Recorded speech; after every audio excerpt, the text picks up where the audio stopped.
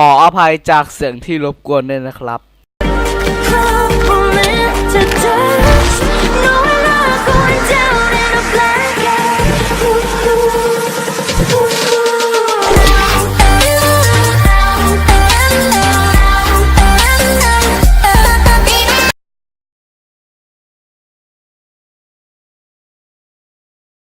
สวัสดีครับวันนี้ก็อยู่กับผมนะครับทุกคนอาจจะสงสัยว่าเราอยู่กับเกม Minecraft กันทำไมเราก็จะมาพาสอนโหลดเกม Minecraft นั่นเองวิธีแรกพิมพ์เข้าไปในเน็ตนี่นะครับก๊อปนี้ก็ได้ก๊อปมาเขียนโหลดแม่งเขียนเด็กมึงเลยนี่มันก็จะมีขึ้นอันแรกนะครับกดไปคนที่ไม่มี Java ก็อย่าลืมโหลด Java ด้วยนะครับหรือก็รอมันเด้งขึ้นมาบอกนะครับทุกคนอาจจะสงสัยเชี่ยอะไรขึ้นวะเนี่ยโอเคทุกคนอาจจะสงสัยว่าทำไมมันมี2ตัว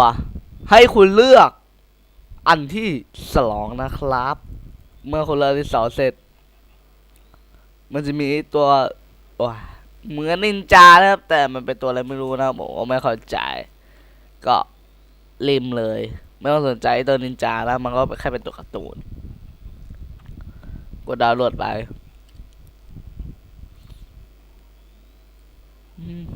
เมื่อดาวน์โหลดเสร็จนั้นเราก็จะเป็นตัวแบบนี้อันนี้ไม่ต้องโหลดแม่งเลยเพราะผมโหลดไปแล้วนี่กดรันแล้วกดต่อไปตามที่มันบอกไปเรื่อยๆเรื่อยๆเรื่อยๆเรื่อยๆจนเราเข้าไฟล์ของเราหรือโหลดใส่ไฟล์ของเราเสร็จนั้นทุกคนเห็นนะมีไหมครับ2 อันไม่ต้องสนใจเชียร์เลยคือให้คลิกขนมเค้กแล้วกดโอเคจากนั้นใครอยากที่เปลี่ยนเซิร์ฟเวอร์เป็นเซิร์ฟ 1.7.2 1.5.2 1.6.2 1.10 ประมาณนี้ก็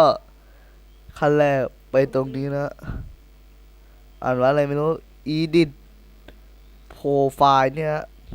นี่อีกครั้งละนี่แล้วเปลี่ยนได้โอเคกดเซฟก็วันนี้ก็ต้องขอตัวลาไปก่อนนะครับสวัสดีครับผม